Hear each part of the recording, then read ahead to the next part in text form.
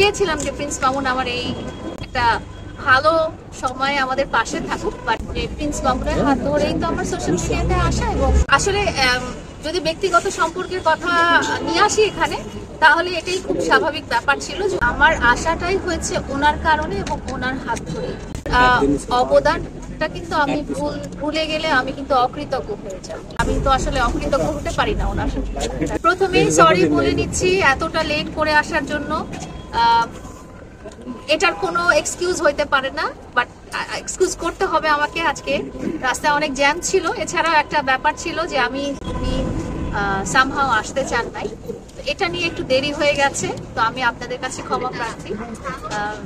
আজকে আমি এখানে আপনাদের সবাইকে ধন্যবাদ জানাচ্ছি। এতজন মানুষ, আপনারা ভালোবাসার মানুষ সবাই, আমার একটা বিশেষ জার্নির বিশেষ মুহূর্তে আপনারা আমাদের সাথে আছেন।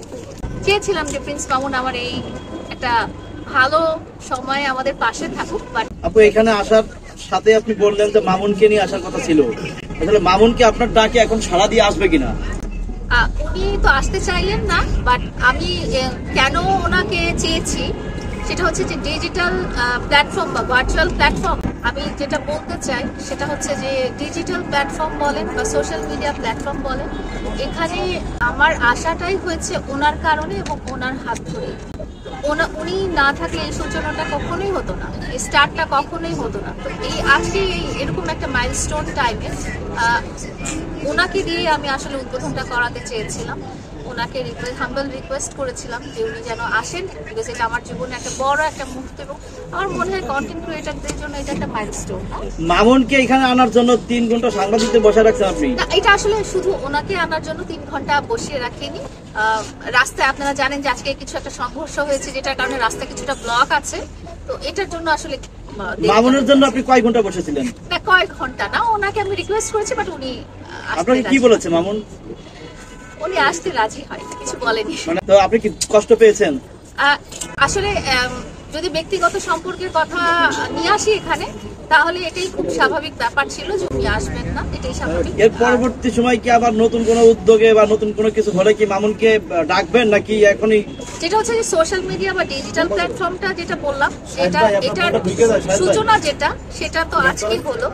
এরপরে আর কিছু কি করার আছে? আমার মনে হয় আর কিছু করার আছে। আচ্ছা, আপনি আজকে বাংলাদেশের দাবি করছেন যে প্রথম কন্টেন্ট ক্রিয়েটর হিসেবে আপনি ওয়েবসাইট লঞ্চিং করলেন, তো আসলে আপনার আগেও অনেকেই হয়তো করে ফেলতে পারে, আপনি কি সেই বিষয়ে জানেন কিনা? না, যেমন হয়েছে যে মিডিয়ার অনেকেই আছে, বাট ডিজিটাল যেটা প্ল্যাটফর্ম, যেটা যদি আপনারা বলেন যে সোশ্যাল মিডিয়া কন্টেন্ট ক্রিয়েটর বা টিকটকার বা ইউটিউবার যারা আছে, তাদের এই ধরনের আমার যে ওয়েবসাইটটা এরকম নয় যেখানে গেলে আপনারা একসাথে আমার সবগুলো প্ল্যাটফর্ম আপনারা একসাথে ভিজিট করতে পারবেন, এই ধরনের নয়। আপনার এই ওয়েবসাইট দিয়ে মানুষকে আপনি কি জানাতে চান? মানুষ অনেক কিছুই জানতে চাইতে পারে। যেমন মানুষ আমাকে সবসময় জিজ্ঞেস করে যে তোমার সাথে আমার যোগাযোগের উপায় কি, আপনারাও জিজ্ঞেস করেন তোমার সাথে আমার কোলাবোরেশন করবো সেটার উপায় কি, তোমার রিয়েল আইডি কোনটা, তোমার রিয়েল টিকটক আইডি কোনটা, তোমার রিয়েল ইনস্টাগ্রাম আইডি কোনটা। তো একসাথে আমাকে ওই জায়গাটায় পাবে। আপনি সোশ্যাল প্ল্যাটফর্মে অনেক অ্যাক্টিভ, আমরা সবসময় দেখি যে বিভিন্ন জায়গায় আপনি বিভিন্ন সময় বিভিন্ন কিছু উদ্বোধন করতে চান। যারা আপনাকে দিয়ে বিভিন্ন কিছু উদ্বোধন করাতে চায় বা বিভিন্ন সময় আপনাকে নিতে চায়, তারা কি তাদের জন্য কি এই প্ল্যাটফর্ম আপনি ওপেন করছেন নাকি অন্য কোনো উদ্দেশ্য আপনার আছে? এখানে কোলাবোরেশনের ব্যাপারটাই বলেছি যে যারা আমার সাথে কোলাবোরেশন করতে চায় আপনিও করতে পারেন। যে কেউ আমার সাথে কোলাবোরেশন করতে চায় তারা আমার সাথে এখানে ডাইরেক্টলি যোগাযোগ করতে পারে। বলে না যে ফোনে পাই না বা ফোন অ্যাক্সেস করতে পারি না, ফোনের দরকার নেই। আপনারা ওয়েবসাইটে যেয়ে আপনারা জাস্ট মেসেজ ড্রপ করবেন, ডিটেলস জানাবেন, আমরা গেট ব্যাক করবো। আবার আমি যেটা প্রথমেই বললাম, আর এই ওয়েবসাইট ক্রিয়েশনের ব্যাপারটা যেটা একটা মাইলস্টোন আমার জার্নিতে, এই সোশ্যাল মিডিয়ার জার্নিতে, আমি চেয়েছিলাম, মানে এটা আমার ব্যক্তিগত কোনো সম্পর্কের ঊর্ধ্বে আমি চেয়েছি যে উনি যদি ওনাকে যদি আমি ইনভাইট করি বা ওনাকে যদি বলি যে আপনি আসেন, তাহলে হয়তো আমার কৃতজ্ঞতাটা এতটুকু হলেও প্রকাশ করা হবে। আমি তো আসলে অকৃতজ্ঞ হতে পারি না ওনার সাথে।